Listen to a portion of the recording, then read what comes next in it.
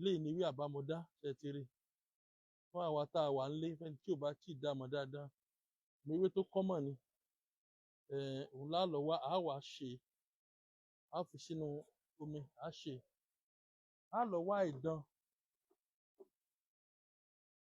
kò níye o àìdán yìí ò níye òun ni a ṣe òun náà papọ̀ pẹ̀lú ewé àbámọ̀dá lòògùn bá dé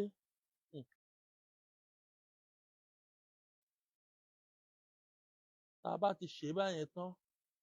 á jẹ́ kó jiná dáadáa a mọ̀ wá mú ní kọ́ọ̀pù orí ṣìnáàpù yẹn láàárọ̀ lálẹ́ láàárọ̀ lálẹ́ láàárọ̀ lálẹ́ a rí wípé pẹ̀lú àṣẹ Ọlọ́run bóyá gbogbo àrùn kan bẹ lára èèyàn ni tí yóò fi jẹ́ kí èèyàn máa ríbi tọ̀ dáadáa àwọn àrùn kan bẹ lára èèyàn tó ń jẹ́ wípé tí èèyàn bá fẹ́ tọ̀ ìtọ̀ máa jóyàn àbí abẹ́ hún yàn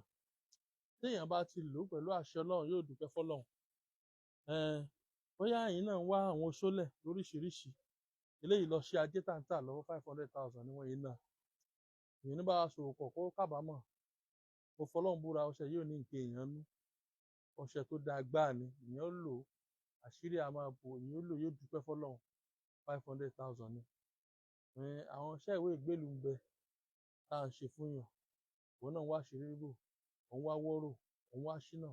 òun wá àwọn iṣẹ́ tí yàn máa lò tọ́nà ó fi máa tọ́ táyé fi nífẹ̀ẹ́ sí ọ òun wá wé ìgbélú òun wá ẹni tó fi ṣèwé ìgbélú wọ kàn sí wa pẹ̀lú àṣẹ Ọlọ́run ò ní kábàámọ̀ nígbà wípé àǹfààní bẹ lórí YouTube mi Òrìṣàtọ́lá Ifágbéró Herbal Medicine Limited ẹ lọ wò lórí YouTube ẹ lọ wò lórí TikTok ẹ lọ wò lórí Facebook ẹ lọ wò lórí Instagram àwọn àǹfààní bẹ tọ́lọ́run fi péjì yìí kalẹ̀ tó gbé kalẹ̀ láti fi ta ọmọ Yorùbá lọ́rẹ ẹ like ẹ share nọ́mbà tẹ́ pè mí sí rèé 080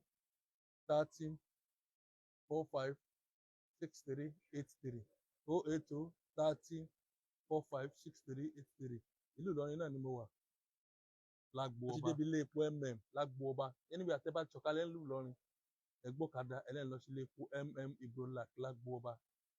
ẹ̀bá ti ṣọ̀kalẹ̀ ńlé epo yẹn ẹ̀dúnwájú ilé epo yẹn kọ̀yìn sínú ilé epo yẹn ilé epo pọ̀ oṣù wọn ilé epo tó wà ní agbo ọba nílùú Ìlọrin